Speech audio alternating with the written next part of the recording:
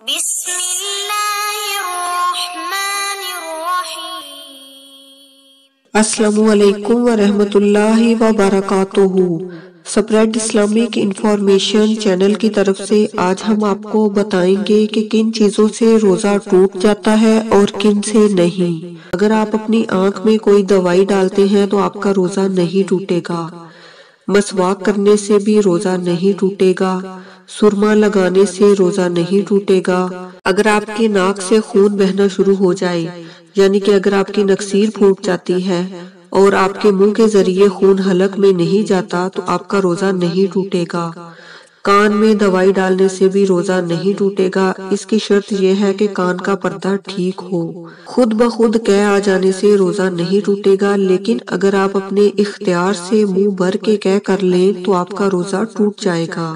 یعنی کہ خشک موسم میں آپ کے ہونٹ خشک ہو جاتے ہیں تو اگر آپ لپسٹک یا چاپسٹک کا استعمال کرتے ہیں تو آپ کا روزہ نہیں ٹوٹے گا۔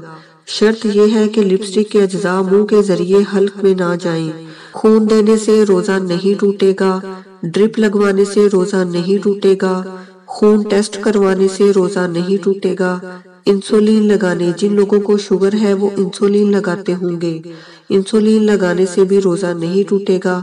پرفیوم یا عطر لگانے سے روزہ نہیں ٹوٹے گا۔ بال کاٹنے یا ناخن تراشنے سے روزہ نہیں ٹوٹے گا۔ اگر آپ ناک میں دوائی ڈالتے ہیں تو آپ کا روزہ ٹوٹ جائے گا۔ جسم یا سر پر تیل کی مالش کرنے سے بھی روزہ نہیں ٹوٹے گا۔ سگریٹ تمباکو نوشی سے روزہ ٹوٹ جائے گا۔ احتلام ہو جانے سے روزہ نہیں ٹوٹے گا۔ انہیلر کا استعمال کرنے سے روزہ ٹوٹ جائے گا۔ نہانے سے روزہ نہیں ٹوٹے گا۔ ماہواری یعنی حیض کا آ جانا، اس سے بھی روزہ فوراً ٹوٹ جائے گا۔ تو یہ وہ چیزیں ہیں جن سے روزہ ٹوٹ جاتا ہے اور جن سے نہیں ٹوٹتا۔ امید ہے کہ آپ اچھی طرح سے سمجھ چکے ہوں گے۔ السلام علیکم ورحمۃ اللہ وبرکاتہ۔